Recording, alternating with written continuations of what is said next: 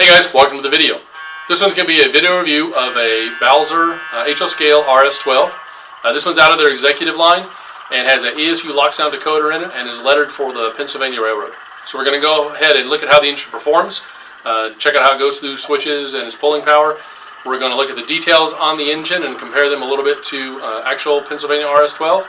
And we're going to see how the LokSound decoder sounds and how it replicates that Baldwin diesel. So with that, let's go ahead and get to the unboxing. The unboxing was straightforward. The engine comes well packed and well protected. There are two Phillips screws on the underside of the engine that you'll need to remove in order to get the engine out. And so once those are removed, you can set it aside. It does come with two pieces of literature, a quick start guide for the DCC decoder and explaining the sounds, and then also it talks about how to lubricate your locomotive if you ever need to do so. Okay, straight out of the box with no warm-up period or anything, the engine performed pretty smooth at speed step 1. Did crawl forward at 0.7 scale miles an hour, but I did feel it was a little bit jerky at the just speed step 1, and so I went ahead and moved it up to speed step 3, and that cleaned out the any jerkiness at all, and it still crawled forward at 2.2 scale miles an hour. The actual RS-12s had a top speed of 60 miles an hour, and the model comes in a little bit faster than that at 75 scale miles an hour.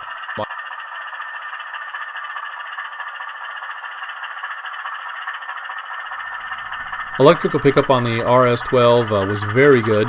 Saw no interruption in sound or lights or any problems going through all my switches and turnouts.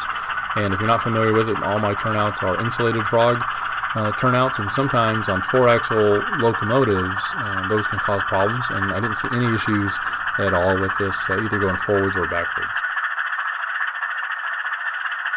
So you can see and hear there that's no interruption in sound, no jerkiness going through the turnouts, no flickering of the lights. Everything was very nice and smooth, outstanding electrical pickup. And I found the same going through my double crossover as well. No issues, no flickering, no pops of the sound or cutout of the sound at all. Performed flawlessly through the turnouts and switches.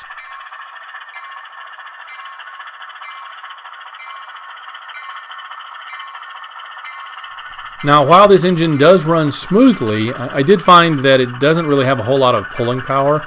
On the flat main line of my layout, which does have a small section of 1% grade, it could pull about 20 cars, maybe 21. But even on that 1% grade, it would kind of bite down and start slowing down quite a bit. But then on my main line that has a 2% grade, I found that I could only pull about 8 cars up without stalling or significantly slowing down, almost stalling. Now that 2% grade is on a 180-degree curve, so that provides some additional resistance. But that's how many cars I found I could pull on my layout. Okay, now that we've seen how the engine performs, let's go ahead and look at the details on the engine as we listen to the sounds that the ESU LokSound Select decoder produces.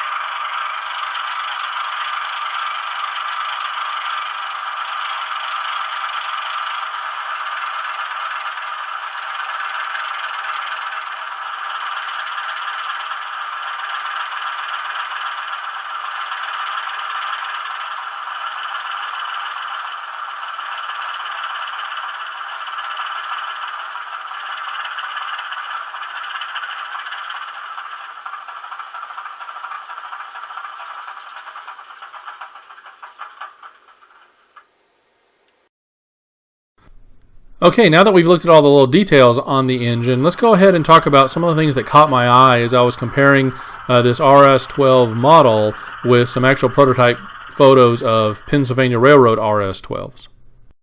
Now, there are some nice things I like about this engine, but first, let me talk about some of the things that caught my eye as being incorrect for Pennsylvania RS-12s. The first of these is the exhaust stack. It is correctly shaped in that it was a cylinder, unlike later models that were more of an oval. And it is a cone-shaped, but it should be substantially taller than how Boswer has chosen to model it here. In fact, it should stick up taller than the antenna that runs along the top of the long hood. And so you can see what it should sort of look like here in this photo, and then compare it to how the model actually is here in this one. The train phone antenna is one of those nice signature Pennsylvania Railroad pieces, and Boswer did a pretty good job modeling it on this one. It's a nice straight brass wire, and it has the correct number of stanchions, and the round receiver coil, which is sort of the disc-looking piece of the apparatus that you see in the image, is correct. However, the transmit wire, which is the long handrail-looking wire along the long hood, should actually have a break in it just ahead of the cab that should look something kind of like this. But Boswer chose not to model it that way. They modeled it just as a straight wire. And in case you're wondering, the train phone antenna, you can think of it sort of as a radio, except it didn't actually use radio waves. It used electromagnetic induction for communications.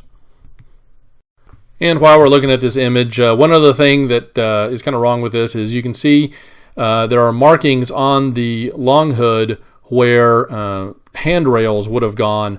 Probably this is because they've used this tooling for a different engine that did have some grabs there, and this model's not supposed to have grabs there, so they didn't put the wire grabs in, but they've still got the markings where they're supposed to attach to the long hood. So it should look something like this where you don't see them at all. But again, here's what the actual model does look like. Another very noticeable omission was the train control equipment box and some of the louvers on the side of the long hood. So you can see here where that train control equipment box is supposed to go with the walkway extending over it, and how some of the louvers are supposed to be down on the long hood and quite prominent, and those weren't modeled right. There's also some problems in the number and types of doors along the long hood is not exactly right, and some of the louvers on the short hood are not exactly right either. In looking at where the cab attaches to the long hood, on both sides of my engine there seemed to be a little bit of a gap there, and even where I tried to kind of seat it down a little more or maybe pop it into place some, it didn't seem like it wanted to seat perfectly well, and so there still was a little bit of a gap there. One item to note is that Pennsy did run all of their road switchers like this, long hood forward, and Boswer got it correct in putting the F for front onto the long hood. However, the DCC decoder is set up to run short hood forward, so you'll need to go in and change the CV value to essentially run it in reverse, which for this model is actually forwards. One other item with the DCC decoder, the default horn in the ESU LokSound decoder is a Baldwin single chime horn, and the RS-12s did not have a single chime horn. The model actually reflects that, but the default horn on the decoder is a single chime horn. And while this model may not be the highest fidelity reproduction of the actual engine, it is nicely detailed. The finish on the model is really good. The lettering is nice and crisp. The font is correct for Pennsylvania. The font on the cab is correct for an early RS-12. Pennsy did change their font later on. And the train phone antenna looks really nice, although there's that little bit of discrepancy with it. The handrails look really good, and the yellow on the ends of the handrails is very nice and opaque, which a lot of manufacturers seem to have problems with. But Boswer got it real good on this one. And one of the things I really like about this model is the fact that it comes with actual KD metal couplers on it, as opposed to some type of plastic imitation KD compatible coupler. As far as the individual inaccuracies with the model, you're going to have to judge for yourself whether that's something that's going to bother you, or if you can enjoy and run the engine and have fun with it, even with those inaccuracies if you compare it to the actual photos. Pensy's first RS-12, number 8975, was delivered in 1951. And their second one, number 8776, was delivered in 52. And Pennsy ordered another 6 RS-12s, number 8105 through 8110, in 1954. All of these engines were equipped with the multiple unit equipment except for number 8975. The Pennsylvania Railroad used their RS-12s for switching assignments, light local freight duties, as well as some commuter trains.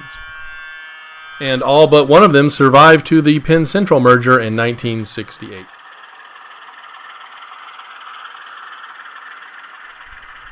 If you want to learn more about the Pennsylvania RS-12s, I recommend Pennsy Diesels 1924 through 1968 by Douglas and Wiglin, and also the Pennsylvania Railroad Diesel Locomotive Pictorial Volume 2, Baldwin Switchers and Road Switchers by hand.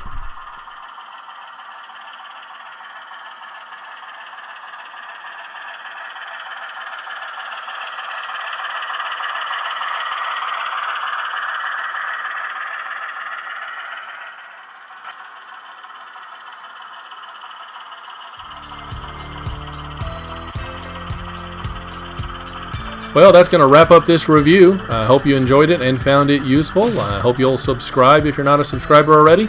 And as always, keep running your trains, keep enjoying them, and we'll catch you at the next video.